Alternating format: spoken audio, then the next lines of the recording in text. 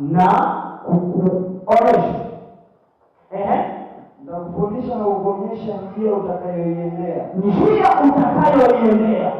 Hii ni ahadi ya Mungu. Unajua, katika eneo ambalo hata muombaji tunahitaji kutumia, tafuta neno lililovuviwa. Hili ni moja ya andiko lililovuviwa, kwamba limebeba ahadi ya Mungu. Mungu ameahidi kutufundisha. So tunaposema tunahitaji kufanikiwa, tunahitaji akili za kimungu, tunahitaji maarifa ya kimungu. Ndio maana nikasema mada yetu ya ujasiriamali itatembea na msingi wa kibiblia. Why? Kwa sababu wengi hawasomi Biblia.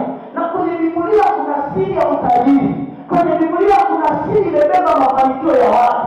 Unaona watu wanaosoma Biblia wanabadilika automatically. Kwa nini? Kwa sababu wanagundua siri za kufanikiwa. In the Bible we have the password.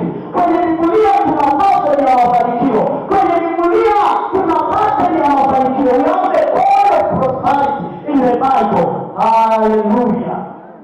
Kwenye Biblia tuna password ya mafanikio. Tuweke neno hili. Biblia inasema nitakuonyesha njia utakayoiendea. Si tuseme hivi, nitakufundisha, rudia nyuma yangu.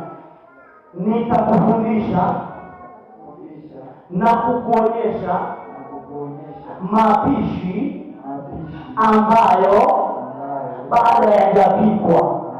Nitakufundisha na kukuonyesha mishono ambayo bado haijashonwa.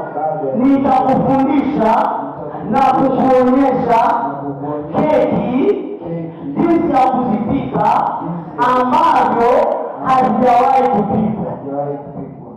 Haleluya. Pigie Yesu makofi. Biblia iko wazi, ni ahadi ya Mungu kutufundisha.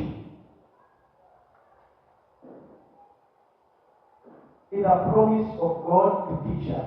Ni ahadi ya Mungu.